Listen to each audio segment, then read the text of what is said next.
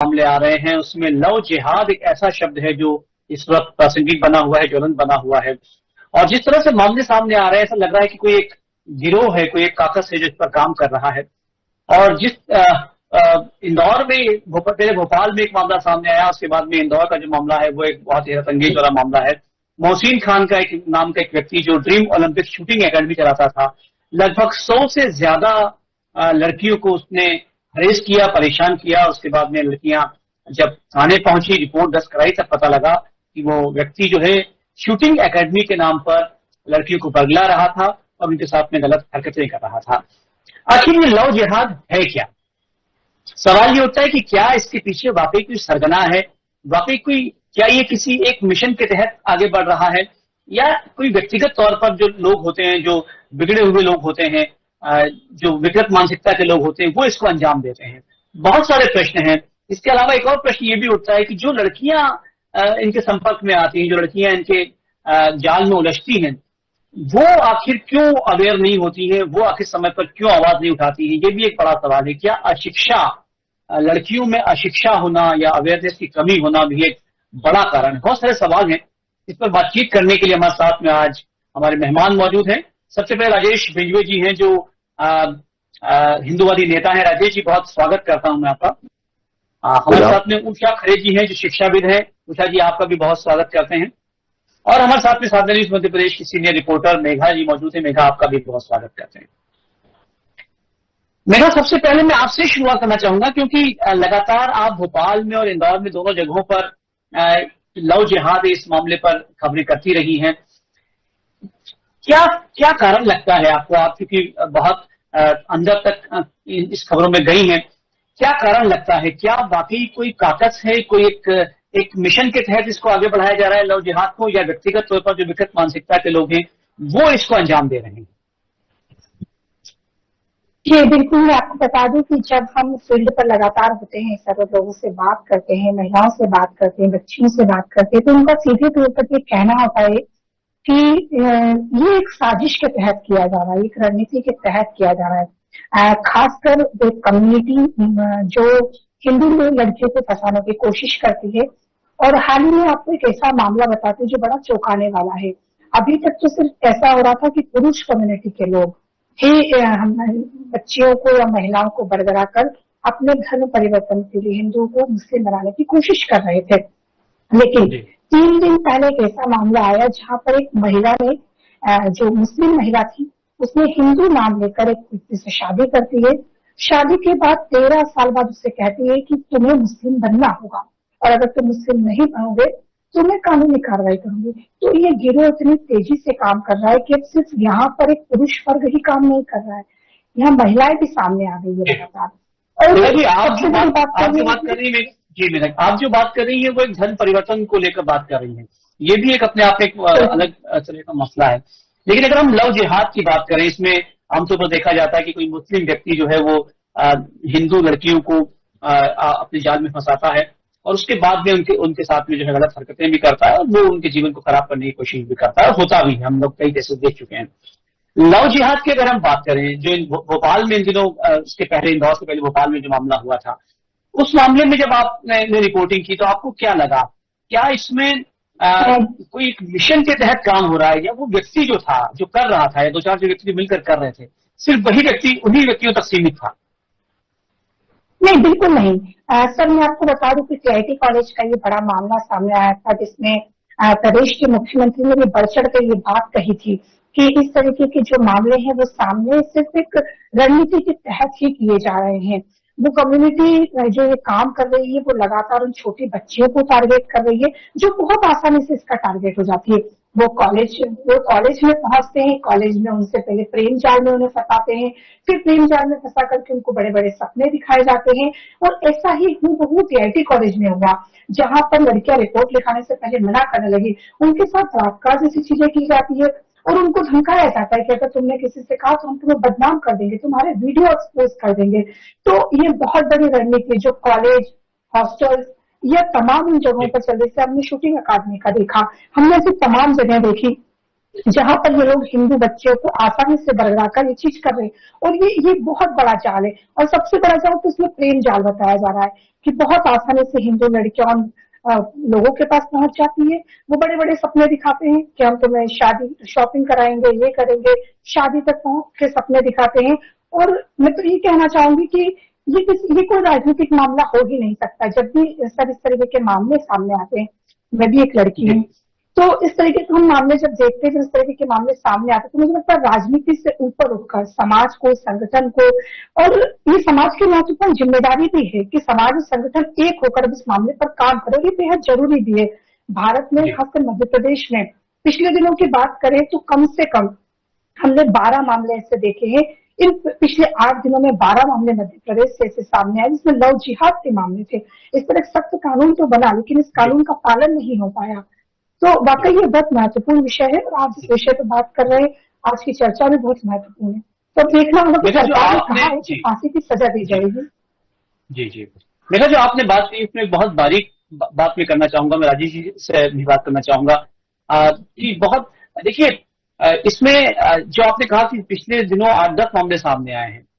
राजेश जी, आपसे जानना चाहूंगा कि जो ये आप, चूंकि आप तो लगातार इस तरह के मामला पर नजर रखते भी हैं, और जो इंदौर में भी घटना हुई है, जो मोहसिन खान का नाम एक अपराधी से पकड़ाया है इस वक्त सड़कों के पीछे, आपको क्या लगता है ये जितने भी मामले हैं, जब हम ये कहते हैं कि ये लव जिहाद एक मिशन के तौर पर किया जा रहा है, सवाल ये उठता है कि ये लोग तो पकड़ाते हैं जो लव जिहाद कर रहे होते हैं, जो लड़कियों को फंसा रहे होते हैं, लेकिन वो अगर ये मिशन के तहत है तो वो आका जो ये काम कर रहे हैं, वो पूरी जो सूची है वो सामने क्यों नहीं आती?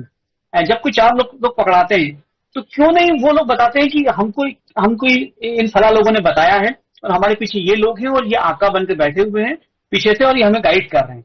ऐसा क्यों नहीं होता? कोई जो सरगना है वो सामने क्यों नहीं आ पाता? अजय जी। सरगनाओं को पकड़ने के लिए सबसे बड़ा काम है प्रशासन का, शासन का। हमारे शासन प्रशासन में जो लोग बैठे, जवाबदार लोग, उनकी सीआर खराब होती। जैसे इस तरह के मामले हम लोग हिंदुवादी लोग लेके जाते हैं, और पिछले 35 साल से मैं इस फील्ड में काम कर रहा हूँ, जब भी मेरा जो अनुभव आया है वो बचना चाहते हैं कि हमारी सीआर खराब होगी, हमारा प्रमोशन खराब होगा। इंदौर एक औद्योगिक नगरी है, यहाँ पर मोटी कमाई होती। मैं स्पष्ट बोल रहा हूँ कि भयंकर भ्रष्टाचार हो रहा है, और ऐसे लोग जिनको फंडिंग हो रही, इनको ट्रेनिंग हो रही है, ये षड्यंत्र पूरा योजनाबद्ध तरीके से हुआ। अभी आप जिस विषय में आज हम बैठे हैं कि इंदौर में एक जिम ट्रेनर को पकड़ा गया, 24 घंटे के अंदर पुलिस ने फाइल बना के उसको कोर्ट में भी पेश कर दिया, ना रिमांड मांगा है। वो हथियार चलाना सिखाता है, एकेडमी चला रहा, मतलब वो आतंकवाद की भी ट्रेनिंग दे रहा होगा। उसके साथ अगर वीडियो जो हमारे बीच में आ रही है, तो वीडियो बनाने वाला कौन, उसकी पूछताछ करी क्या पुलिस ने? एक ही व्यक्ति गिरफ्तार हुआ, तो वीडियो कौन बना रहा? पीछे से वीडियो बन रही, साइड से बन रही है, कहीं ना कहीं बड़ी गैंग है। तो इस गैंग पे प्रशासन को जो तत्व, आज इंदौर में कमिश्नरी लागू कर दी, भोपाल में कमिश्नरी लागू कर दी, और खुले हो गए, कोई ऊपर पूछने वाला नहीं है। अगर हिंदूवादी आंदोलन करते हैं, अगर ध्यान दिलाते तो झूठे मुकदमे लगा दिए जाते। आज 21 तारीख को एक फैसला हुआ, 12 साल पहले चंदन नगर में हम लोगों ने आवाज उठाई थी, सामने चंदन नगर से मुस्लिमों ने पथराव किया था जनरल जी। मुसलमानों को खुश करने के लिए थाने की सीआर खराब नहीं है, तो हिंदूवादियों पे भी मुकदमे लगा दिए थे। आज 12 साल तक हमारा कार्यकर्ता कोर्ट के चक्कर लगाता रहा और बड़ी हुआ। तो बड़ा लेन देन, क्योंकि जिन बेटियों के साथ ये हरकत होती है उनको ब्लैकमेल किया था, उनसे भी धन लूटा जाता है, उनसे वेश्यावृत्ति भी कराई जाती है, उनसे ड्रग्स भी बिकवाई जाती है, तमाम ऐसी हरकतें होती है, उससे मोटी कमाई होती है। तो उसमें से एक हिस्सा जिन जवाबदारों को इस चीज को दबाना चाहिए। बहुत बड़ा सवाल, बहुत बड़ा आप आरोप इस वक्त लगा रहे हैं पुलिस प्रशासन पर। मुझे लगता है कि साधा न्यूज के माध्यम से जब ये बात प्रशासन पर पास पहुंचेगी तो निश्चित रूप से अपने आप में एक बहुत हैरंगेज बात यह कि प्रशासन जो है इसमें मिला हुआ है, और प्रशासन जैसा आप कह रहे हैं कि सरगना है, लेकिन सरगना तक लोगों के हाथ, सरकार के हाथ पहुंच ही नहीं पाते, प्रशासन के हाथ पहुंच ही नहीं पाते, क्योंकि जो अधिकारी हैं वो भ्रष्ट हैं। इतना सबूत देते हैं, कितनी चीजें दी जाती है, उन सबूतों पे कार्रवाई होती है क्या? नहीं होती है। अभी 4 रोज पहला एक व्यक्ति ने लव जिहाद के शिकार हुई उसकी पत्नी के कारण आत्महत्या करने की कोशिश की गई। उसने पुलिस के पास जाके तमाम गुहार लगाई, वीडियो दी, सब दी। हमारे संगठन के लोग, हिंदूवादी लोगों ने जाके वहां पर पुलिस प्रशासन पे दबाव बनाया, लेकिन कोई कार्रवाई नहीं। उन्हें अपने आप में अपमानित समझते हुए वो आत्महत्या करने को उतारू हो गया। तो प्रशासन की जवाबदारी है। जब कोई हिंदूवादी संगठन या कोई पीड़ित जब पुलिस के पास जाएगा तो कार्रवाई होगी, और जाने से भी इसलिए घबराते कि उससे ऐसे सवाल किए जाते हैं, इतना दबाव बनाया जाता है कि रिपोर्ट ही नहीं लिखाती। रात रात भर बैठे रहना पड़ता है। आज बच्चियां, नाबालिग बच्चियों को शिकार बना रहे, 14 से 16 साल 17 साल की बच्चियों को ये शिकार बना रहे। माता पिता घबराते हैं कि बदनामी होगी, भविष्य खराब हो जाएगा, इनको पढ़ाई करना डिस्टर्ब हो जाएगी, आत्महत्या कर लेती है, डिप्रेशन में चली जाती है। तो परिवार भी घबराता। प्रशासन को उनको उल्टा सहयोग करना चाहिए, पर वो दबाव बनाते हैं, अभी इसको ब्याहशादी करना है, इसको कैरियर बनाना है, यार आप रिपोर्ट लिखाओगे तो कोर्ट में जाना पड़ेगा, ये वो बड़े संगठित लोग हैं, बड़ा पैसा है। ये सब चीजों के कारण आदमी डरता है, घबराता है और पुलिस तक नहीं जाता। संगठन जब बहुत आश्चर्य की जी बहुत आश्चर्य की बात है कि जिस प्रशासन को, जिस शासन को जो है इसके तह तक जाना चाहिए, और आप कह रहे हैं कि वो पीड़ित लोगों को ही पर ही दबाव बनाते हैं कि आप सामने आएंगे तो आप बदनाम हो जाएंगे। अभी 4 रोज पहले का उदाहरण बता रहा हूँ ना, मैं जिस पुलिस वाले, रिटायर्ड पुलिस वाले का बेटा है, उसकी पत्नी जिम जाती थी, जिम ट्रेनर से उसके क्या करा, वो इसलिए पति को और बच्चों को छोड़ने को तय, कहीं ना कहीं उसकी वीडियो बनी होगी, उसको धमकी दी हुई, तेरे बच्चों को मार देंगे, तेरे परिवार वालों को मार देंगे। मजबूरी में वो अपने पति को भी छोड़ने, वो मर जाए भले, ऐसे उसका ऑनलाइन ट्रांजेक्शन दिखाया जा रहा है, कुछ ट्रांजेक्शन हुआ, कहीं ना कहीं उनसे वेश्यावृत्ति कराते हैं, ड्रग्स का धंधा कराते। हम लोगों ने आंदोलन कराने, खुद पीड़ित तो 8 दिन हॉस्पिटल में रहा हूं, आपको ध्यान हो तो, नाइट कल्चर के लिए हमने आंदोलन करा था, इन दोनों बलासिया थे, ड्रग्स के खिलाफ आंदोलन करा था। तो पुलिस वालों को जिस चीज को रोकने के लिए करना, बाद में सरकार को वापस लेना पड़ा नाइट कल्चर और ड्रग्स को लेके। तो कहीं ना कहीं अधिकारियों की जेब गर्म होती है, इसलिए ये सब हो रहा है। नहीं तो यूपी में निश्चित रूप से राजेश जी, जो आप आरोप लगा रहे हैं और जिस निडरता से के साथ में, जिस साहस के साथ में आप ये बात कह रहे हैं, वो वाकई साहस वाली बात है। प्रशासन पर सीधे तौर पर ये कहना, और ये अपने आप में, और चूंकि आप इस पर लगातार काम कर रहे हैं और आप देख रहे हैं तो आप कह पा रहे हैं। हम आपसे बातचीत करेंगे। हमारे साथ में उषा जी मौजूद है। उषा जी, आप शिक्षाविद हैं, सोशल एक्टिविस्ट हैं। आपको लगता है इस लव जिहाद का जो मसला चला आ रहा है, क्या शिक्षा की कमी, क्योंकि ठीक है कुछ अपराधी किस्म के लोग हैं, और जैसा राजेश जी कह रहे हैं कि एक बहुत बड़ा मिशन के तहत बहुत एक सरगना काम कर रहा है और सालों से ये काम चल रहा है, हालांकि अभी तक कोई सरगना पकड़ में नहीं आया, ये एक अपने आप में बड़ा सवाल है।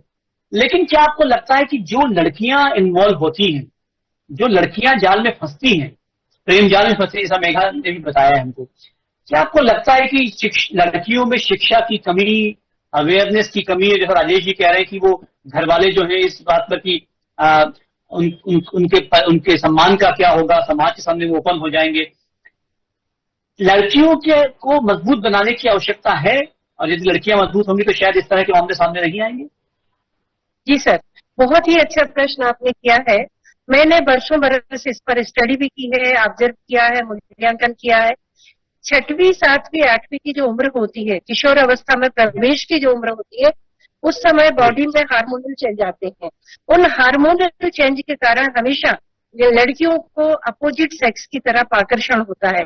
उस आकर्षण के चलते ये एक मतलब स्वाभाविक सी प्रक्रिया है, जिसके चलते वो लड़कियां मतलब ये नहीं देखती हैं कि क्या सही है क्या गलत है। मैंने अपने स्कूलों में देखा कि बाहर की तरफ भागना, सड़कों की तरफ भागना, जो चीज स्कूल के अंदर अवेलेबल है, नहीं मैडम मैं फला दुकान से लेके आऊंगी, और वहां भी छोटे छोटे जो बच्चे हैं, 10वीं 12वीं college first year second year के बच्चे हैं, उनका जमावड़ा, उनका खड़ा होना, उनका आकर्षण का केंद्र बनना, इन लड़कियों को इशारे करना, इनका आकर्षण पैदा होना, तो ये सब छोटी छोटी शुरुआत एक्चुअली यहीं से होती है। और उस समय जो 6वीं 7वीं 8वीं की संवेदनशीलता वाली उम्र होती है, उस समय प्रशासन को, शासन को, शिक्षा विभाग को, शिक्षकों को, समाज को और माता पिता को एक्सट्रीमली अब सजग होने का समय है। मीडिया इस समय बहुत अच्छा काम कर रहा है। आप लोगों की बदौलत बहुत लाखों बच्चियों की जिंदगी बचने वाली है।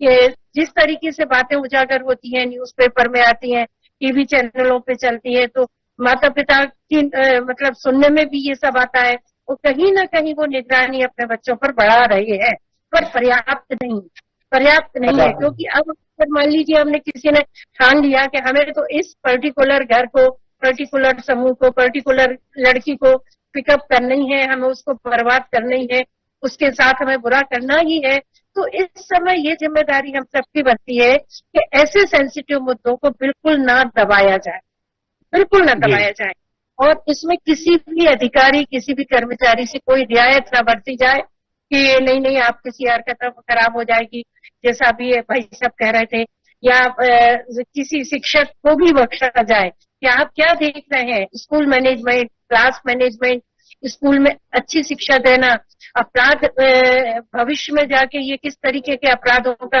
स्वरूप बदलेगा, आप किस तरीके से परिवार बर्बाद होंगे, आप बर्बाद होंगी, ये सारी बातें कक्षाओं में नितांत आवश्यक हो गई है।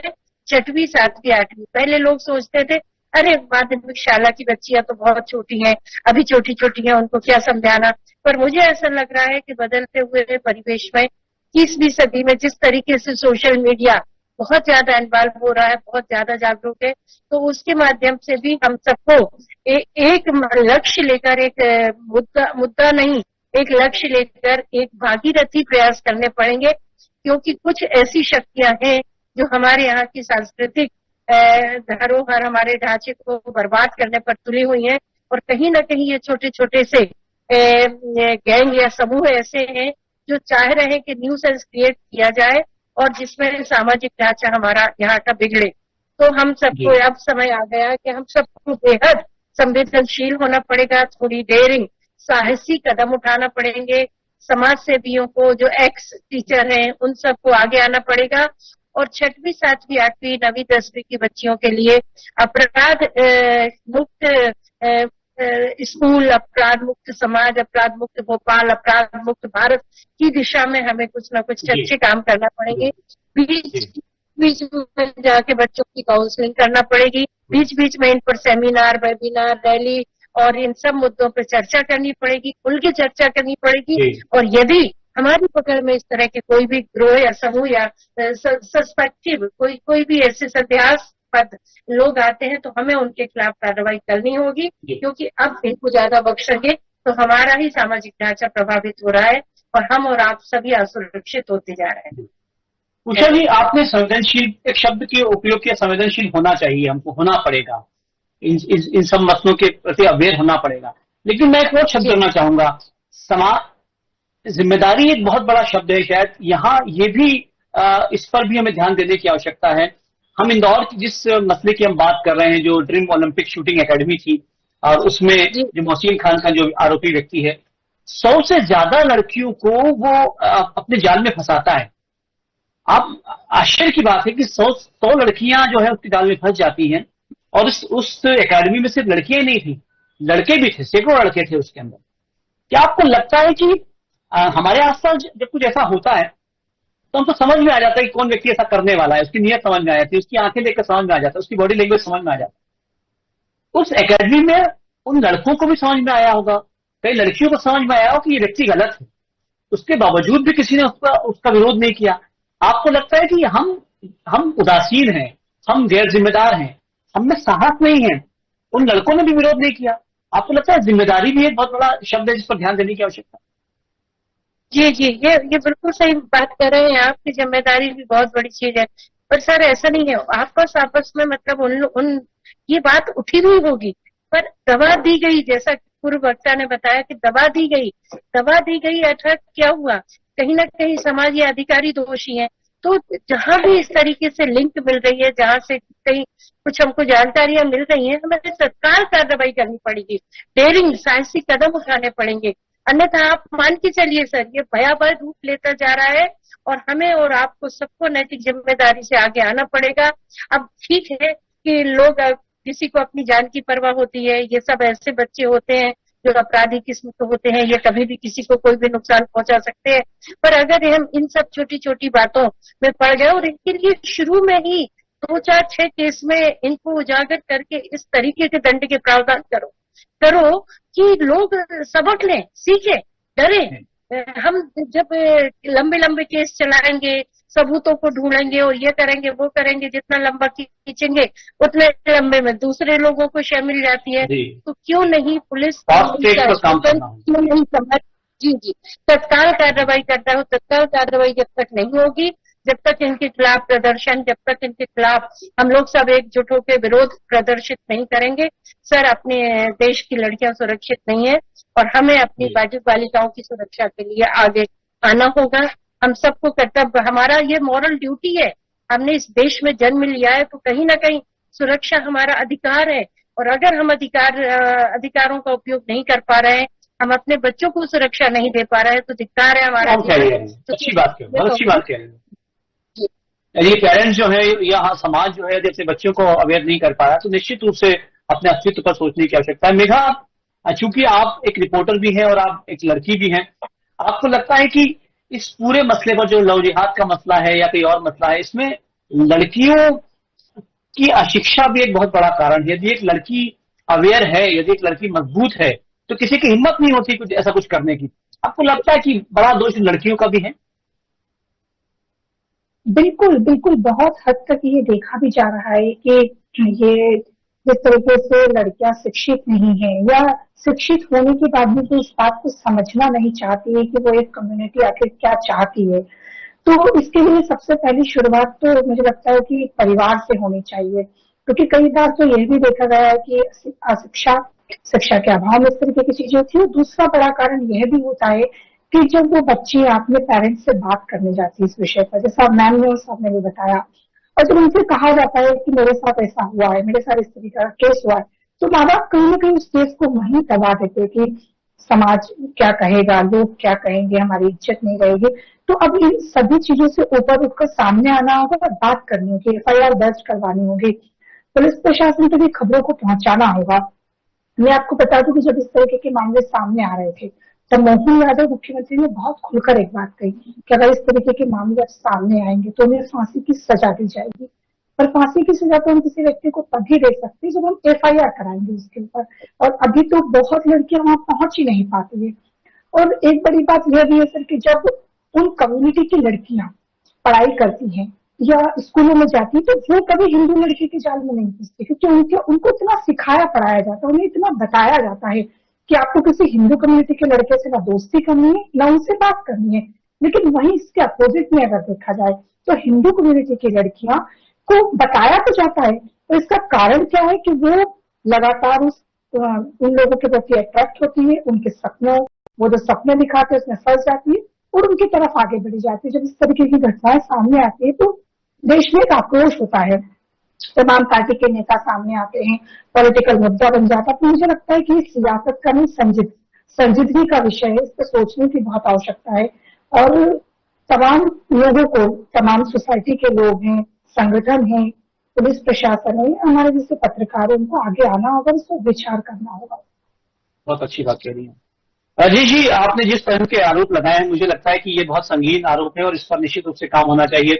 लेकिन मोहसिन खान के मामले में आपको लगता है अब सरकार, अब प्रशासन वहां पर पहुंचा है और उनके जो घर है उस पर एक नोटिस चस्पा किया है और ऐसा लगता है कि जो अवैध हिस्सा है वो तोड़ा भी जाएगा। लेकिन आपको लगता है कि ये लकीर पीटने वाला काम है कि आप पहले चीजों को होने दे रहे हैं, उसके बाद जब चीजें हो रही हैं तो फिर आप जो है उस पर अपना आपको बस करना है, भरपाई करनी, वो आप कर रहे हैं।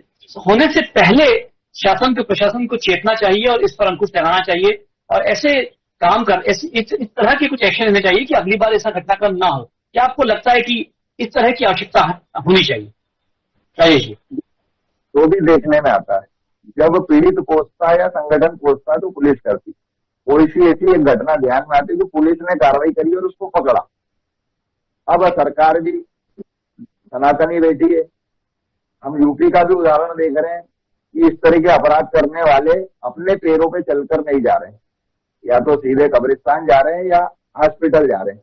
लेकिन यहाँ की सरकार सनातनी सरकार है, बड़े बड़े दावे करती है और वास्तव में कोई ऐसा उदाहरण पेश करे कि जिसमें इतने गंभीर अपराध करने वाले को 24 घंटे में अगर उसका रिमांड नहीं लिया, उसकी पूरी गैंग को नहीं पकड़ा, जहाँ सौदे चल रहे, पैसा कहाँ से आता था, कहाँ वीडियो, ये सब चीजें नहीं पकड़ते तो जेल पहुंचाना, मतलब सरकार को भी निर्णय लेना पड़ेगा। और इंदौर एक ऐसा शहर है जहाँ बहुत बाहर के लोग आते हैं, बच्चे पढ़ने आते हैं, माँ बाप अपनी जमीन जायदाद रकम भाव बेच के गिरवे रख के उनको पढ़ाने चाहते हैं और वो बड़े ऐसे केसों में फंस जाते हैं अनजाने में। तो ये घबराते हैं कि हमारा क्या होगा आगे, इसका भविष्य बिगड़ जाएगा। तो उसको विश्वास दिलाने को प्रशासन ने भी कहा कि हम खड़े हैं, आपका नाम ओपन नहीं होगा। पर वो थाने जाने के बजाय आज संगठन के कार्यालय पे मैं काम करता हूँ, संगठन का ही काम देखता हूँ, इसलिए मैं ये बात कह रहा हूँ कि पहले हमारे पास आते और वो उसके पहले वहां गए तो वहां से भगा दिया जाता, प्रूफ देते। तो हमको ऐसे अपराधियों को सीधे सीधे इनकाउंटर होना चाहिए। मैं तो जो फांसी की सजा देने जाएंगे तो हमारे तो न्यायालय पे से भी विश्वास उठते जा रहा है। जिस तरीके के सुप्रीम कोर्ट से जो आदेश आ रहे हैं 24 घंटे में, उनकी 4 घंटे में सुनवाई हो जाती है और अन्य मामलों में नहीं होती। यहाँ से आप फांसी दे भी दोगे तो उसकी प्रोसेस होते तो 25 साल लग जाएंगे। तो वो सब संभव नहीं है ऐसे लोगों को तो। और अगर हम, मैं फिर एक बार कह रहा हूँ, संगठन के नाते काम करने वाला व्यक्ति हिंदुत्व का काम करें, अगर प्रशासन सजग नहीं हुआ, कठोर कार्रवाई नहीं हुई, तो कहीं ऐसा ना हो कि बगावत होना शुरू हो जाए और पीड़ित परिवार में उनके भाई, उनके माता पिता कहीं ऐसा ना करे कि खुद निर्णय ले, संगठन निर्णय लेके फिर सजा देना शुरू कर दे। अगर हमें इस तरीके इतने बड़े अपराध होने के बाद भी सामान्य सी घटनाओं पे न पूरी गैंग को पकड़ा गया, न उसके भाई जो एक स्कूल में भाभी ट्रेनर रहेंगे, वहां की बच्चियों का भी निकालने जाएंगे आपको तो आईपीएस स्कूल में जो ट्रेनिंग दे रहा है जिहादी का भाई, वहां भी हरकतें कर रहा होगा। 101% एम्पायर एकेडमी में ट्रेनिंग दे रहा, वहां भी ये हो रहा होगा। और इन स्कूल वालों को भी हमने ध्यान दिलाया, कुछ स्कूल है जहां पर ये हरकतें हो रही है, उनके स्कूल टीचर होने वो हरकतें करते हैं, लेकिन वहां कम तनख्वाह के चक्कर में इनको काम दिया जा रहा है। अभी एक जो पाकिस्तान का युद्ध हुआ है उसके बाद एक चीज हमने जारी करी थी कि नाम पूछना पड़ेगा, क्योंकि ये नाम छिपा के कर रहे हैं तो आप अगर जब बहिष्कार होगा इनके पेट पे लात लगेगी। ये सब हमसे कमा रहे और हमारे ही घर में लूट रहे, हमारी बहन बेटियों की इज्जत लूट रहे, पैसा लूट रहे। तो नाम पूछना पड़ेगा, नाम पूछ के काम देना पड़ेगा। और ये माता पिता की जवाबदारी है कि अगर हमने बच्चों को कहीं भेजा है तो सिर्फ भेज दिया, उनको किसी जगह एडमिट करवा दिया तो हमारा काम खत्म हो गया। कहीं ना कहीं इसमें पेरेंट्स भी दोषी है। इतनी बड़ी घटना होने के बाद 2 साल बाद पूछ रहे हैं कि बेटा क्या हुआ था, क्यों बंद करा। बताया होगा पर वो लाज शर्म के मारे, डर के मारे कुछ हुआ होगा। अभी भी जब 2 वीडियो निकली है, आज 2 रिपोर्ट और हुई है और दोनों रिपोर्टों में पुलिस प्रशासन को फिर मैं इसलिए कहूंगा कि 376 की धारा अभी भी उस पर नहीं लगी है, नहीं तो पूछताछ ही नहीं हुई। तो कम से कम उन पर गंभीर अपराध फांस को जरूर लगा दी और वो जमानत वाली धारा है, 2-4 महीने में छूट जाएंगे और फिर अपराध करेंगे। तो इसे फिर वही करेंगे पे गंभीर अपराध दर्ज होना चाहिए और उसकी सजा ऐसी होगी बाहर दूसरे 10 को हिम्मत न हो। जी, अच्छी बात कह रहे हैं आप, अच्छी बात कह रहे हैं, ताकि अगली बार जो है भविष्य में कोई सोचने पर भी उसकी रूह काम जाए। ऐसे एग्जाम्पल सेट होने चाहिए। जी, ये यूपी में हो रहा है, बिल्कुल सही कह रही। चलिए समय कम है, लेकिन उषा जी एक सवाल बहुत महत्वपूर्ण है, क्योंकि आप शिक्षाविद हैं इसलिए आपसे वो सवाल बहुत प्रासंगिक बन जाता है और बहुत सीधा सीधा सवाल है। और ये सवाल इसलिए भी कर रहा हूं क्योंकि पूरे देश में इस वक्त इस पर बहस चल रही है। क्या परिवार अपनी लड़कियों को ये कहे कि मुस्लिम युवकों से दूरी बना कर रखें, या इस इंस्ट्रक्शन में आपको लगता है कि कोई गुंजाइश की आवश्यकता है, या इस इंस्ट्रक्शन में कोई तब्दीली होनी चाहिए, या ये इंस्ट्रक्शन कुछ और तरह से दिया जाना चाहिए? देखिए सर, अगर इस तरीके की घटनाएं इस प्रकार से बढ़ेंगी तो माता पिता खुद ब खुद, कहना नहीं पड़ेगा, माता पिता खुद ब खुद अपनी बालिकाओं, अपनी बच्चियों से कहेंगे कि मुस्लिम लड़कों से दूरी बना के रखो। क्या पता कब तुम किस जाल में फंस जाओ, कौन तुम्हें धोखा, कौन तुमको विजय और अजय बन के तुमको कब कौन ठग ले, परेशान कर दे। तो ये तो समय मुझे लग रहा है आने वाला है, क्योंकि झूठ की बुनियाद पर जिस तरीके से ताना बाना बुने जा रहे हैं और बच्चियों को जाल में फंसाया जा रहा है, तो ये तो माता पिता के अंदर एक भारी डर व्याप्त हो गया है। मैं अभी इस समय मैं दिल्ली में हूँ, मैं दिल्ली में भी महिलाओं के संपर्क में हूँ। मैं देख रही हूँ कि बड़ी बड़ी स्कूलों में जो बच्चियां पढ़ रही हैं उनकी माताएं भयभीत है कि सोशल मीडिया का जमाना है, हमने बच्चे के हाथ में डिवाइस दे रखी है, ऐसा ना हो हमारी लड़की कहीं किसी गलत संगत में फंस जाए। और जो घटनाएं घट रही हैं सारी इस समय, मतलब पूछा जाए कि जब हमारा समय 21वीं सदी में बहुत अच्छा विकास का समय है, उस समय हमारे देश में ऐसी शक्तियां उभर के आ रही हैं जो हमको परेशान कर रही है कि माताएं उन बच्चियों की पढ़ाई, अब उन बच्चियों को बाहर जाना रोक रही हैं जिनके अंदर बहुत क्षमता है।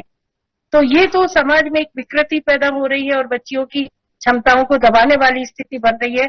हम तो ये कह रहे हैं कि कठोरतम कार्रवाई अगर 4 से 10 केस में हो गई, उनके बाद वास्तव में घर ढाह दिए जाए, उनको खुल की सजा दी जाए, तो मुझे ऐसा लगता है कि एक मैसेज, बहुत अच्छा मैसेज जाएगा मध्य प्रदेश सरकार की तरफ को, और काफी लोगों को इसमें मतलब एक डर व्याप्त होगा और शायद संभावना बनेगी कि मतलब कुछ अपराध रुके। जी सर, बहुत अच्छी बात आप कह रही हैं और निश्चित रूप से, जी बहुत अच्छी आप बात कह रही हैं और निश्चित रूप से देखिए एक बहुत महत्वपूर्ण और महत्वपूर्ण है कि मुस्लिम युवकों से दूरी बना के रखें। मुझे लगता है कि इसमें शायद ये भी जोड़ना चाहिए कि हर उस व्यक्ति से दूरी बना के रखी जाए जिहाद लगता है, फिर वो मुस्लिम हो, हिंदू हो, क्रिश्चियन हो या कोई और व्यक्ति हो, तो जब तक लड़कियों को एक बारीक शिक्षा नहीं दी जाएगी, कई बार तो ये भी होता है कि वो अपने घर के ही आसपास के लोगों से जो है वो एब्यूज हो जाती हैं। तो बहुत जरूरत है लड़कियों को शिक्षित करने की, समझाने की। प्रशासन को, जैसा राजेश जी ने कहा, जैसा मेघा ने भी कहा, कि प्रशासन को भी बहुत आवश्यकता है इस बात के सजग होने की कि ऐसा कुछ किया जाए, ऐसे कानून बनाए जाए, ऐसी सजा दी जाए कि इस तरह का कृत्य है वो तो खैर प्रताड़ित हो ही सही, उसे सजा मिले ही सही, लेकिन अगली बार कोई सोच भी ना पाए अपनी किसी लड़की को परेशान करने के लिए या उसके साथ में गलत हरकत करने के लिए। बहुत सारा धन्यवाद ऋचा जी, मेघा और राजेश जी, हमसे बातचीत करने के लिए। आप देखते रहिए साधना न्यूज मध्य प्रदेश। नमस्कार।